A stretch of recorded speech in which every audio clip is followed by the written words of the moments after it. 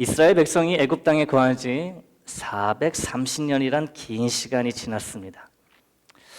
요셉이 애굽의 총리로 있었던 기간과 오랜 노예 생활 기간을 포함하여 자그마치 430년이라는 시간이 흘렀어요. 이제 하나님이 이스라엘 백성의 괴로워하는 신음소리를 들으시고 그들이 애굽을 떠나 오래전 아브라함에게 하나님이 약속하신 가나안 땅으로 들어가 살도록 하나님께서 구원의 역사를, 출애굽의 역사를 시작하십니다. 430년이 걸렸어요. 하나님의 출애굽 구속사에는 모세라는 걸출한 인물이 있었고, 이 모세를 통해 하나님은 이스라엘 백성을 애굽에서 구출하시고 가나안 땅으로 진격하게 하셨습니다. 출애굽 이전에 모세의 인생에 대해서는 우리가 잘 알고 있으므로 오늘은 생략하고 하나님으로부터 출애굽의 소명을 받은 모세의 인생부터 오늘 말씀을 시작하고자 합니다. 모세가 내 백성을 보내라는 하나님의 말씀을 들고 바로 앞에 섭니다. 그리고 그 말씀을 바로에게 전합니다. 마음이 강팍하기 그지없는 바로가 이런 지하에 거절합니다. 첫 번째 거절로 애굽의 물이 피로 변하여 마실 수 없게 됩니다. 바로의 두 번째 거절이 이어집니다. 이번에는 애굽 땅이 개구리로 덮이는 재앙이 주어집니다. 바로의 세 번째 거절은 이 재앙, 머리에 있는 이 벌레 재앙을 가져왔고, 네 번째 거절은 파리 재앙으로 이어졌으며, 다섯 번째 거절은 돌림병 재앙을 가져왔고, 여섯 번째 거절은 종기 재앙을, 일곱 번째 거절은 우박 재앙을, 여덟 번째 거절은 메뚜기 재앙을, 아홉 번째 재앙을 가져왔습니다. 이 바로도 보통 사람은 아니에요. 계속 거절합니다. 그리고 바로가 결국 무릎을 꿇을 수밖에 없었던 재앙은 바로의 집을 포함한 애굽의 모든 집에 있는 장자가 마다들이 죽임을 당하는 재앙이었습니다. 바로가 이 재앙 앞에서는 두 손 다 듭니다. 애굽 땅과 애굽 사람들에게 내린 이 10가지 재앙은 여러 의미를 가지고 있고 많은 생각거리를 우리에게 주지만, 지금은 특별히 이스라엘 백성의 입장과 관점에서 이 10가지 재앙을 생각해 보고자 합니다. 하나님이 바로의 악함으로 인해 10개의 재앙을 차례로 애굽 땅과 애굽 사람 위에 퍼부으시는 동안 이스라엘 백성도 고센이라고 하는 애굽 땅에 살고 있었습니다. 똑같이 애굽 땅에 거주하고 있었어요, 이스라엘 백성도. 그런데 단 하나의 재앙도 이스라엘 백성이 살고 있는 그 고센 지역에는, 그 애굽 땅 그 지역에는 내리지 않았고, 하나님의 말씀에 순종한 이스라엘 백성들 중에 단 한 사람도 죽임을 당하거나 아들을 잃는 일이 없었습니다. 그래서 출애굽기 11장 7절 말씀은 이스라엘에게 속한 짐승이나 개 한 마리도 죽지 않았다고 우리에게 밝히 알려주고 있어요. 온전했다라는 거예요. 그 10개의 재앙을 받는 동안 애굽 땅이 쑥대밭이 됐죠. 그런데 이스라엘 백성들은 아무런 피해도 입지 않았다라는 거예요. 기르는 개 한 마리도 죽지 않았다는 거죠. 바로와 애굽 사람들 앞에서 벌벌 떨며 두려움의 노예 생활을 하고 있던 이스라엘 백성들은 그들이 살고 있는 땅과 자신들만 쏙 빼고 다른 모든 애굽 땅과 애굽 백성들에게만 떨어지는 10개의 재앙을 보면서 과연 무슨 생각이 들었을까요? 살아계신 하나님의 능력에 대해 생각했을 것이고, 그 능력이 하나님이 학대받고 있는 그들을 위해 바로와 애굽 사람들과 대신하여 싸워 승리하신다는 생각도 했을 것입니다. 가혹한 노예 생활에서 벗어나지 못한다고 체념하고 살아온 그들이지만 모든 재앙 가운데 그들만 보호하시는 하나님을 직접 목도하며 이제는 애굽 땅을 떠날 수 있구나, 떠나도 괜찮겠구나 라는 담대한 마음, 희망의 마음을 갖게 되었을 것입니다. 바로와 애굽 사람들에게 이 10가지 재앙은 말 그대로 재앙이었지만 이스라엘 백성에게 이 10가지 재앙은 재앙이 아닌 10가지 기적으로 살아계신 하나님의 능력으로 여겨졌을 것입니다. 하나님의 10가지 기적을 직접 본 그들이 결국 바로의 허락으로 애굽 땅에서 드디어 나오게 됩니다. 430년 만에 드디어 애굽을 떠나게 돼요. 그들이 가나안 땅을 향해 출발한 곳은 애굽에 있는 라암셋이라고 하는 지역입니다. 출애굽한 이스라엘 백성들은 장정만 60만 명 가량이었어요. 그리고 많은 양, 소, 가축도 데리고 나왔습니다. 오늘 본문은 이렇게 출애굽한 이스라엘 백성들에 관한 하나님의 말씀이에요. 17절, 18절을 제가 다시 읽어보겠습니다. 바로가 백성을 보낸 후에 블레셋 사람의 땅의 길은 가까울지라도 하나님이 그들을 그 길로 인도하지 아니하셨으니 이는 하나님이 말씀하시기를 이 백성이 전쟁을 하게 되면 마음을 돌이켜 애굽으로 돌아갈까 하셨음이라. 그러므로 하나님이 홍해의 광야길로 돌려 백성을 인도하심에 이스라엘 자손이 애굽 땅에서 대열을 지어 나올 때에 애굽에서 나와 가나안으로 향하는 이 여정을 이제 막 시작한 이스라엘 백성들에게 가장 중요한 것이 남았습니다. 무엇일까요? 그것은 어떤 길로 가나안 땅에 들어가느냐입니다. 어떤 길로 갈 것인가? 어떤 길로 갈 것인가? 오랜 시간이 지났어도 이스라엘 백성들은 어느 길로 가는 것이 가장 빠르게 가나안 땅으로 갈 수 있는지 알고 있었을 것입니다. 야곱과 그의 가족들이 애굽에 들어와 산 이후로 언젠가 하나님이 약속하신 축복의 땅인 가나안으로 돌아가야 한다는 이야기가 대대로 전해졌을 것이에요. 그 중에 한 명이 요셉입니다. 하나님이 반드시 돌아올 터이니 오늘 본문 말씀처럼 너희들이 애굽에서 나갈 때 나의 유고를 가지고 가서 가나안 땅에 묻어달라고 하죠. 계속 어떻게 하면 가나안 땅에 갈 수 있는지 대대로 이야기가 전해졌을 거예요. 그러면서 자연스럽게 어떤 길로 어떻게 가는 것이 가장 빨리 그곳에 가는 길인지도 자손에서 다음 자손으로 전해졌을 것입니다. 방송실 슬라이드 넘겨주세요. 지도 한번 보여주세요.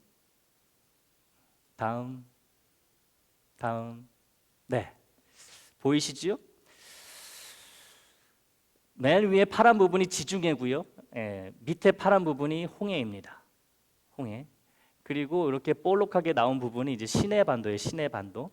그러니까 여러분 기준으로 왼쪽에 이제 빨간색, 왼쪽에 있는 빨간색, 거기서부터 이스라엘 백성이 이제 출애굽하게 되는 거예요. 가나안 땅을 떠나게 되는데 한번 보세요. 여러분 기준으로 왼쪽은 이제 애굽이고요. 오른쪽이 이제 가나안입니다. 여러분 어떻게 가는 게 가장 빠른 길일까요? 지중해 따라가지고 지중해 연안으로 쭉 가는 게 가장 빠른 길이겠죠. 근데 빨간색 화살표 보세요. 하나님이 이스라엘 백성을 저렇게 돌아가게 하십니다.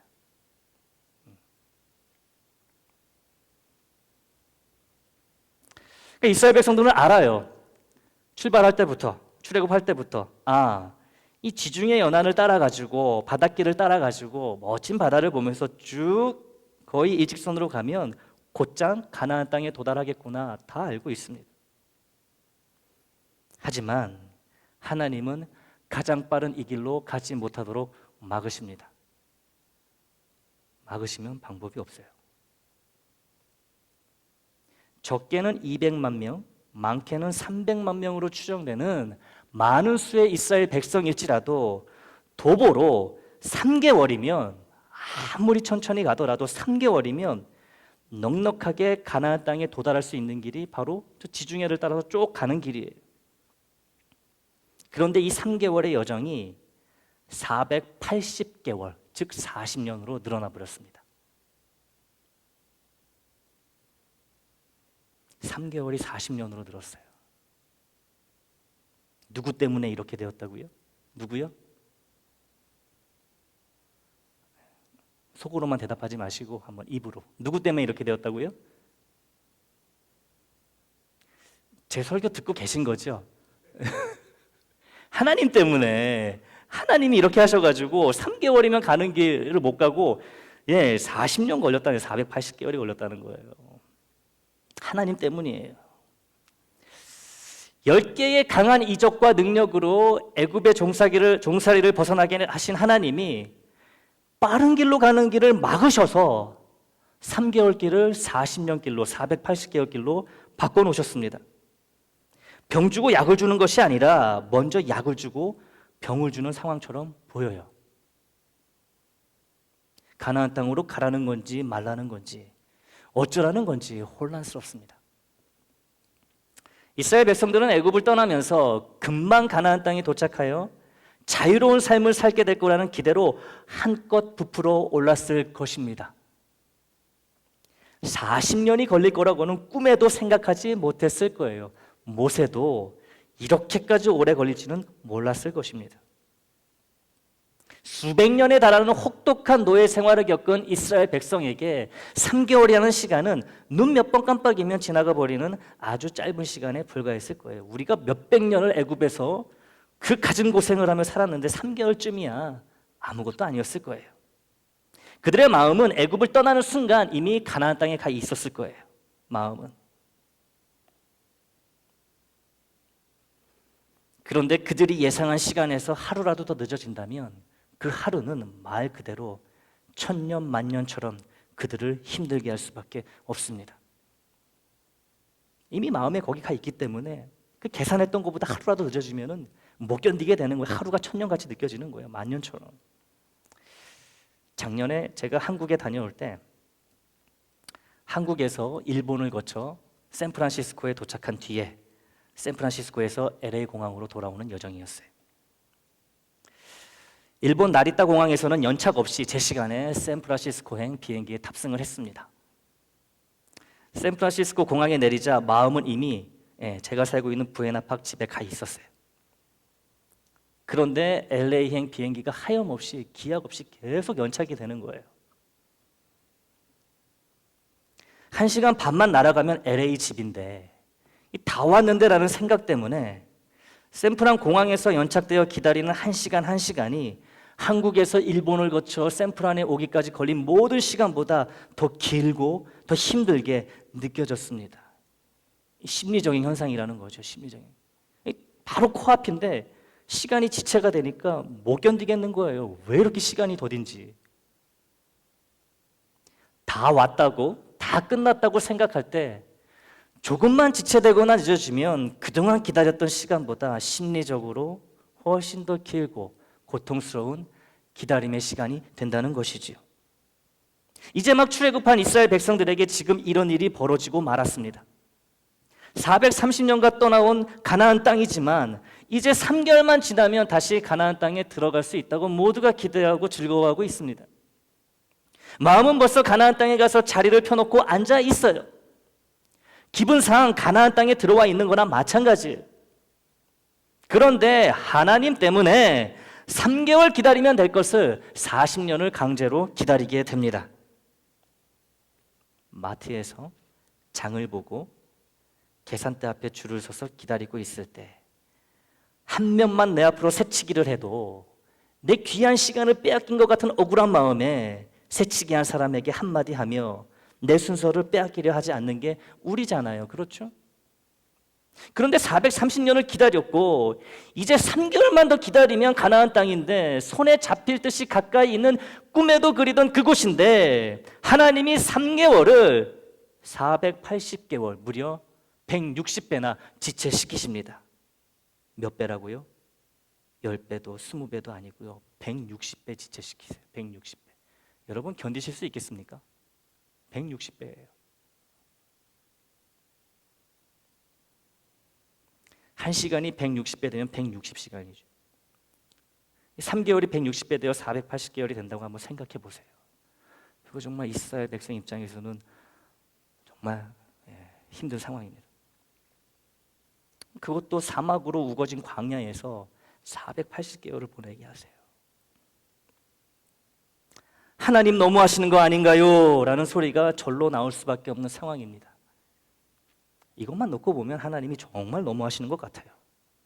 정말 너무하시는 것 같습니다. 이스라엘 백성 입장에서는 하나님 해도 너무하시는 거 아닌가요? 라는 한탄과 원망이 나올 법한 상황이 맞습니다. 맞는 것 같아요. 하지만 우리 하나님이 언제 아무 이유도 없이 우리 힘들라고 고생하라고 힘든 상황으로 인도하시던 그런 하나님이시던가요? 우리 하나님이?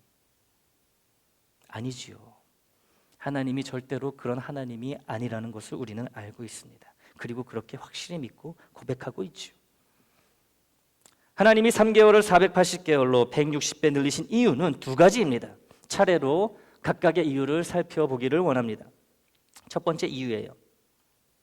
가나안 땅에 이르는 3개월 여정에 가장 빠르고 편안해 보이는 길은 이미 블레셋 족속이 진을 치며 살고 있는 지역이었습니다. 그곳을 지나가는 길이었어요. 블레셋 족속이 살고 있는 그 지역을 지나가는 길이었다는 거죠. 가장 빠르게 갈 수 있는 길은, 가장 편하게 갈 수 있는 길은. 수백만 명의 이스라엘 족속이 자신들의 땅으로 새까맣게 몰려오고 있는 것을 보고 블레셋 사람들이 가만히 있을 리가 없죠. 바보도 아니고 다른 민족이 수백만 명이 새까맣게 자기들 땅으로 몰려옵니다. 블레셋 족속이 가만히 있을 수 있겠습니까? 자신들의 땅을 빼앗으러 온다는 위협감에 그들의 막강한 군사력으로 이스라엘 백성들을 무자비하게 공격할 것입니다. 죽기 살기지요. 봐주는 게 어디 있겠습니까? 빼앗기면 죽는데. 하나님이 3개월의 여정을 그토록 많이 연장하신 첫 번째 이유는 블레셋 족속의 공격으로부터 이스라엘 백성을 보호하시기 위함이었습니다. 수백 년 노예 생활을 한 이스라엘 사람들은 전쟁의 능력이 턱없이 부족했어요. 그동안 전쟁이란 걸 해본 적이 없는 그들이 그들과는 비교도 안 될 강력한 무기로 무장된 블레셋 군대와 전쟁을 벌인다는 것은 자살 행위나 마찬가지였습니다. 전쟁을 할 능력도 없고 전쟁을 하고 싶은 마음도 없는 이스라엘 백성들이 블레셋 족속과 마주친다면 맞서 싸우다 죽느니 노예로 사는 것이 낫다는 생각으로 다시 애굽으로 돌아가게 될 것을 하나님은 미리 알고 계셨던 거예요. 하나님은 그런 일이 일어나도록 내버려 두실 수 없었습니다. 이스라엘 백성을 가나안 땅에 들여보내시겠다는 뜻이 블레셋 족속과의 전쟁으로 좌절되게 무너지게 하실 수 없었던 거예요. 하나님은 이스라엘 백성을 이렇게 보호하셔서 자신의 뜻을 이루시기 위해 3개월의 길을 480개월로 늘리셨던 거예요. 그들을 살리시기 위해서, 어떻게든 가나안 땅으로 들어가게 하시기 위해서 늘리셨다는 거죠. 이것이 첫 번째 이유예요. 3개월이 40년 480개월이 된 두 번째 이유를 살펴보겠습니다. 이스라엘 백성들이 40년간 광야에 머무는 동안 별의별 일이 다 있었어요. 하여튼 별의별 일이 다 있었습니다. 홍해가 갈라지고 쓴물이 단물로 바뀌고 만나와 메추라기가 하늘에서 떨어지고 아말렉과 전쟁을 하고 십계명을 비롯한 율법을 받고 증거계, 속죄소, 진설병산, 등잔대, 성막, 휘장을 제작하고 번제단, 제사장 옷을 하나님의 지시대로 만들고 제사장을 세우고 모세가 시내산에서 오랜 시간 내려오지 않자 금송아지를 만들어 숭배하다가 많은 사람이 죽고 또 가는 길이 험해서 마음에 안 들어 불평하다가 불뱀에 물려 또 많은 이스라엘 백성이 죽고 아모리족의 왕 시온과 바산 왕 옥 그리고 미디안 족속의 다섯 왕을 전쟁으로 죽이는 등 이외에도 많은 사건들이 광야 40년 동안 이스라엘 백성에게 벌어졌습니다. 이 중에서 한 가지 특이한 점은 이스라엘 백성이 여러 번에 걸쳐 이방 족속과 전쟁을 벌였다는 거예요. 블레셋 족속과의 전쟁은 피하게 하신 하나님이 다른 이방 족속과의 전쟁은 허락하시고 또 승리하게 하십니다. 이 점이 굉장히 의아해요. 그러지 않습니까? 처음부터 블레셋 족속과 전쟁을 하게 하시고 승리하게 하셨으면, 하나님이 도우셔서 승리하게 하셨으면 3개월 만에 가나안 땅에 갈 수 있었을 텐데 왜 처음에는 블레셋 족속을 피해서 먼 길을 돌아가게 하시고 그 먼 길을 돌아가는 동안 여러 이방 족속과의 전쟁을 허락하시고 이기게 하셨는지 이상하고 의아하다는 것이지요. 하나님이 그렇게 하신 이유는 이렇습니다. 이제 막 출애굽한 이스라엘 백성에게는 제대로 된 군대 개념도 제대로 된 무기도 어떻게 전쟁해야 하는지에 대한 전략도 전무한 상태였습니다. 아무것도 없는 그런 상태였어요. 전쟁의 전자도 준비가 안 된 그들이었고 전쟁의 상황에 닥치면 곧바로 뒤돌아 애굽으로 냉큼 도망갈 수밖에 없는 그들이었기에 하나님은 처음엔 블레셋 족속을 피해 먼 길로 돌아가게 하셨던 것이고, 블레셋 족속에 비하면 연약하고 해볼 만한 이방 족속들을 차례로 만나게 하시면서 이스라엘 백성들을 전쟁에 차츰 준비시키시고 하나님을 의지하여 전쟁에 이기는 법을 알려주셨던 것입니다. 가나안 땅은 간다고 그냥 얻을 수 있는 것이 아니라 전쟁을 통해 취하여야 하는 곳이기 때문이에요. 이처럼 하나님이 3개월의 길을 480개월로 연장하신 두 번째 이유는 하나님을 의지하여 전쟁에 승리하는 법을 알려주시고 그들을 하나님의 군대로 훈련시키시기 위함이었습니다. 첫 번째 이유와 두 번째 이유를 종합해보면 이런 결론이 나와요. 먼저는 전쟁을 피하게 하시고 후에는 전쟁에 준비시켜 승리케 하시기 위해 하나님이 40년간 이스라엘 백성을 광야에 붙들어 두셨다는 것이지요. 이 점이 매우 중요합니다. 이 대목이 아주 중요해요. 하나님은 이스라엘 백성에게 가나안 땅을 주시기로 한 약속을 지키시기 위해 이스라엘 백성을 40년간 광야에 머물게 하셨을 뿐만 아니라 이스라엘 백성이 하나님을 신뢰하고 의지하는 하나님의 백성으로서 이방 족속을 전쟁에서 물리치고 가나안 땅을 차지할 수 있도록 준비시키시기 위해 그들 자신을 위해 40년간 광야에서 그들을 훈련시키셨던 것을 우리는 놓쳐서는 안 됩니다. 우리 하나님은 이처럼 좋으신 하나님이십니다. 사람은 자신의 뜻을 위해 자신의 유익을 위해 다른 사람을 이용하려 들려고만 합니다. 다른 사람에게 피해가 가더라도 그렇게 해서 내가 유익을 얻는다면 스스럼 없이 다른 사람이 손해를 입든 고통을 받든 신경 쓰지 않습니다. 나만 유익을 얻으면 돼요. 상대방이야 고통 가운데 빠지든 말든 상관없습니다. 우리는 그런 존재이지만 하나님은 다르십니다. 하나님은 자신의 뜻을 이루시면서 동시에 우리에게 유익을 주시는 분입니다. 3개월 거리를 480개월로 지체케 하신 것이 무슨 우리를 위한 것이냐고, 무슨 이스라엘 백성을 위한 것이냐고 항변하지 마십시오.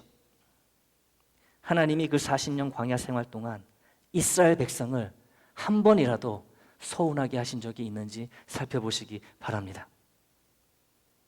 문제를 일으킨 쪽은 언제나 이스라엘 백성이었지 하나님이 아니었어요. 짜증나는 때는 짜증을 내고 불평이 나올 때는 불평을 하고 모세가 눈에 보이지 않자 눈에 보이는 우상을 만들어 금송아지를 만들어 섬김으로써 하나님을 늘 배신했던 쪽은 이스라엘 백성이었어요. 그런 그들에게 하나님이 얼마나 신실하신 분이었는지를 보여주는 4가지 증거가 있습니다. 40년 내내 그들과 함께했던 구름 기둥과 불 기둥 그리고 만나와 메추라기입니다. 하나님은 그들이 어떠한 범죄를 짓더라도 무슨 짓을 하더라도 그들을 보호하는 구름 기둥과 불 기둥을 단 한 번도 그들로부터 거두어가지 않으셨습니다. 단 하루도 만나와 메추라기가 그들의 입에서 떨어지는 일이 없게 하셨어요. 우상 숭배를 하는 그때에도 불기둥과 구름 등을 그대로 그들 곁에 두셨고 만나와 메추라기를 하늘에서 떨어지게 하셨다는 거죠. 우리는 범죄하여 하나님을 배반해도 하나님은 항상 신실하게 우리를 돌보시고 바른 길로 강하게 이끌어주시는 좋으신 하나님이신 줄 믿습니다. 그렇다고 하나님이 실없이 마냥 좋으신 그런 분은 아니에요. 하나님은 우리를 항상 돌보시고 우리의 필요를 항상 채우시면서 동시에 자신의 약속과 뜻, 계획을 정확하게 이루시는 분이시기 때문입니다. 하나님을 띄엄띄엄 보면 안 돼요. 만만하게 보면 안 됩니다. 주님의 십자가를 보시기 바랍니다. 거기에는 우리를 향한 하나님의 사랑만 흘러내리고 있는 것이 아니라 하나님의 공의 또한 분명하게 박혀 있습니다. 공의와 사랑을 단번에 이루신 분이 우리 하나님이세요. 공의 때문에 주님은 십자가에 못 박으신 거예요. 그냥 용서해 주실 수도 있는데 사랑으로 덮으실 수 있는데 그 공의의 속성 때문에 아들을 십자가에 못 박았다는 얘기죠. 이런 분이세요.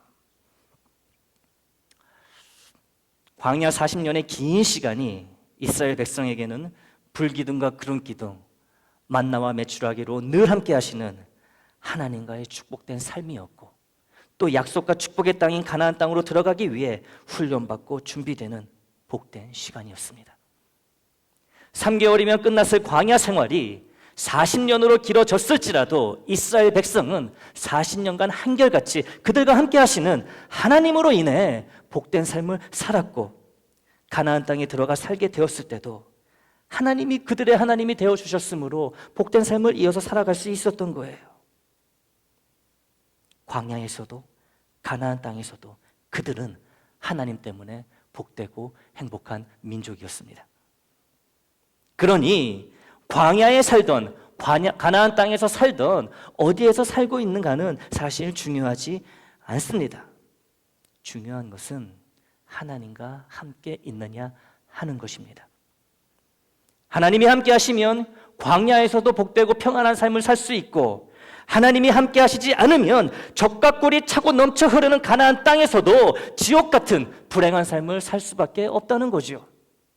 어디에 있느냐는 중요한 게 아니에요. 내가 누구와 함께 있느냐, 하나님과 함께 있느냐, 함께 하지 않느냐, 이게 중요하다는 거예요.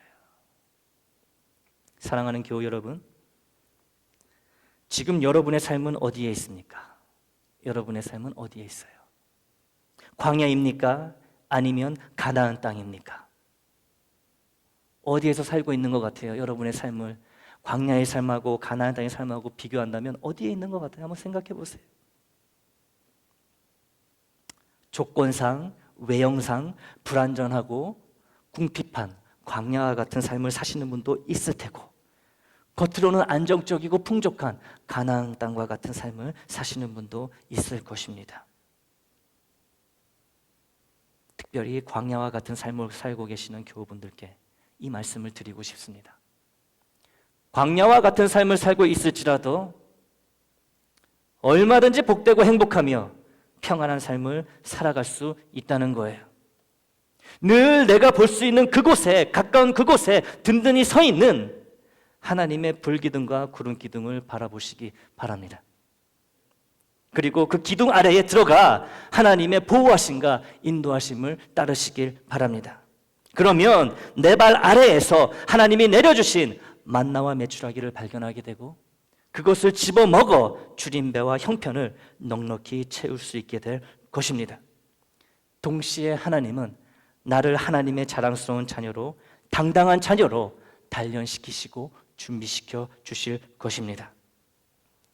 하나님이 나와 함께 하심으로 평생을 광야에 살아도 그 시간이 절대로 억울하지 않을 것입니다. 오히려 감사와 축복이 넘치는 시간이 될 것입니다. 가나안 땅이 전혀 부럽지 않은 삶을 광야에서 살아내는 놀라운 기적이 일어날 것입니다. 건강도 물질도 부족함이 없는 가나안 땅에서의 삶을 살아가는 분들에게도 드리고 싶은 말씀이 있어요. 지금 당장에 아무런 걱정이 없고 앞으로 남은 날들에 대한 대비도 잘 해놓아서 아쉬울 게 없는 인생이라고 생각하시는 분들이 들어야 할 주님의 말씀을 전합니다. 누가복음 12장 16절에서 21절 말씀이에요. 슬라이드 넘겨주세요. 또 비유로 그들에게 말하여 이르시되, 한 부자가 그 밭에 소출이 풍성하매 심중에 생각하여 이르되, 내가 곡식 쌓아둘 것이 없으니 어찌할까 하고, 또 이르되, 내가 이렇게 하리라, 내 곡간을 헐고 더 크게 짓고 내 모든 곡식과 물건을 거기 쌓아두리라. 또 내가 내 영혼에게 이르되, 영혼아, 여러 해 쓸 물건을 많이 쌓아두었으니 평안히 쉬고 먹고 마시고 즐거워하자 하리라 하되, 하나님은 이르시되 어리석은 자여, 오늘 밤에 네 영혼을 도로 찾으리니 그러면 네 준비한 것이 누구의 것이 되겠느냐 하셨으니, 자기를 위하여 재물을 쌓아두고 하나님께 대하여 부여하지 못한 자가 이와 같으니라. 아멘. 주님의 말씀입니다. 가나안 땅을 살고 계신, 가나안 땅에서의 삶을 살고 계신 교우분들에게 주님이 들려주시는 말씀이에요. 받으시길 바랍니다. 하나님의 은혜로 건강도 물질도 남아있는 날로도 걱정이 없는 삶을 살게 되었지만, 하나님의 은혜를 기억하지 못하고 하나님 없이 살아가는 삶이 바로 가나안 땅에서의 삶입니다. 이 어리석은 부자와 같은 삶이에요. 나의 건강이, 나의 물질이, 내가 누리고 있는 삶의 모든 것들이 사실은 하나님으로부터 왔는데, 내가 노력해서, 내가 운이 좋아서, 내가 잘나서 갖게 된 것이라고 생각하며 살다 보니 내 건강과 물질을 하나님을 위해 사용하지 않습니다. 하나님이 주신 건데 하나님 건데 하나님을 위해 조금도 쓰지를 않아요. 죄송한 말씀이지만 하나님께 바치는 헌금에도 가혹하리만큼 인색해집니다. 이런 삶은 아무리 건강에 문제가 없고 아무리 물질 걱정이 없어도 하나님마저 없으므로 복된 삶, 행복한 삶, 의미 있는 삶이 될 수 없습니다. 방금 본 말씀에 나오는 어리석은 부자의 삶이 그렇기 때문에 그래요. 이 부자도요, 넘치는 소출과 아직 정정한 건강으로 속으로 한없이 즐거워하며 만족해하고 있습니다. 하지만 하나님 없이 미래를 바라보며 하나님께 인색한 그의 삶이 얼마나 부질없는 것인지를 주님은 다음과 같은 말씀으로 대신하십니다. 어리석은 자여, 오늘 밤에 네 영혼을 도로 찾으리니 그러면 네 준비한 것이 누구의 것이 되겠느냐? 이 말씀을 듣고 이렇게 생각하시는 분도 있을 수 있어요. 주님, 내가 죽어도 내 재산은, 내 물질은 내 가족이나 자식에게 돌아갈 테니 괜찮지 않습니까? 큰 오산이에요. 이 말씀은 그런 의미라기보다는 내가 하나님을 위해 헌신한 것이 없고 하나님의 일을 위해서 내 물질 사용에 인색하다면 오늘 당장 눈을 감게 되어 하나님 앞에 섰을 때 하나님을 위해 준비한 것이 아무것도 없으므로 어떻게 할 것이냐는 주님의 경고의 말씀으로 보아야 한다는 거죠. 죽으면 남아있는 사람들이 무슨 상관이 있습니까? 내가 중요한 거예요. 내가 살아있을 때나 내 새끼고 내 가족이지, 죽으면요 나랑 하나님, 나랑 주님밖에 없어요. 모든 것이 있어도 하나님이 없는 이런 가나안 땅에서의 삶보다는 하나님과 함께하는 광야에서의 거친 삶이 100배, 1000배, 10,000배 더 복된 삶이 됩니다. 반드시 척박한 광야에서의 삶을 살아야 하고 젖과 꿀이 흐르는 가나안 땅에서의 삶을 살지 말라는 말씀이 아니에요. 광야에서 살든 가나안 땅에서 살든 하나님의 편에 서고 하나님의 이름을 자랑하며 하나님과 함께하는 삶을 사는 것이 중요하다는 말씀이에요. 어디에 사시든지 저는 솔직히 관심 없어요. 여러분이 하나님과 함께하느냐, 저는 거기에 관심이 있어요. 광야에 살고 계신 교우분들은 비록 거칠고 힘든 삶일지라도 하나님이 주시는 구름 기둥과 불 기둥 아래에서 낮의 해와 밤의 달을 피하는 삶을 살아가시기를 바랍니다. 하나님이 때마다 주시는 만나와 메추라기로 여러분의 배가 충만하게 부를 줄 믿습니다. 광야에서 꽃이 피듯 여러분의 광야 같은 삶에도 주님의 은혜가 꽃피게 될 것입니다. 가나안 땅에 살고 계신 교우분들은 여러 면에 풍족한 삶을 살지라도 그 풍성함을 주신 하나님께 더욱 충성되고 헌신된 삶을 살아가시기 바랍니다. 주신 건강으로 교회를 대충 섬기는 게 아니고 충성되이 헌신하여 섬기십시오. 주신 물질을 하나님께 감사함으로 아낌없이 후하게 돌려드릴 수 있는 믿음을 가지십시오. 하나님께서 모든 것을 더욱 풍성하게 채워주실 것입니다. 광야에서건 가나안 땅에서건 하나님을 믿고 신뢰하고 따르는 삶이 되어 모두가 똑같은 하나님의 은혜 가운데 부족함이 없는 복된 삶을 살아가게 되기를 좋으신 주님의 이름으로 축원합니다.